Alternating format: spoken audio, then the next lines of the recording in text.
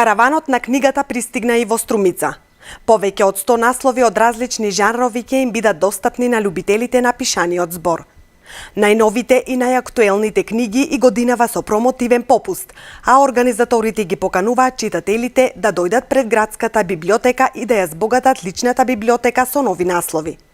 Од денес па се до сабота, саем на книга во Струмица. Една недела трае караванот или саемот на книга.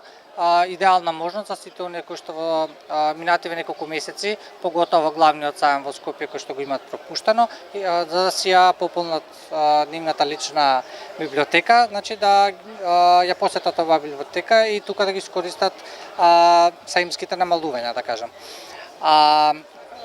Значи имаме повеќе од 100 наслови, значи од сите жанрови, значи за секоја читателска публика, од најмладите до најстарите. Ќе спомнам 4 наслови кои што ни се хитови овој период. Значи првата книга е Пат кон долговечноста од доктор Митов. Потоа По дождот од Раде Шербеџија. Исто така новата книга од Ана Јовковска, Ехо на слободата. И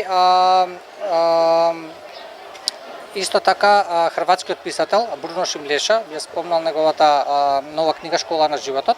Директорката на локалната установа библиотеката Благо Јанков Мучето Струмица се радува што и годинава традиционално саемот на книга е и во нашиот град.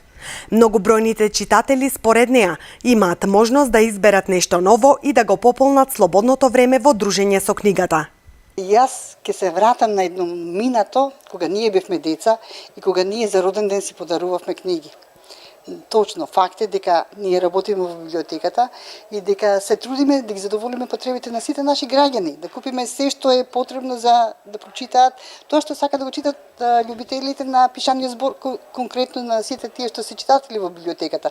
Меѓутоа, пак се навраќам на книга која се поклонува за роден ден, на книга која се посветува со некој внимание, за некој настан и така натаму.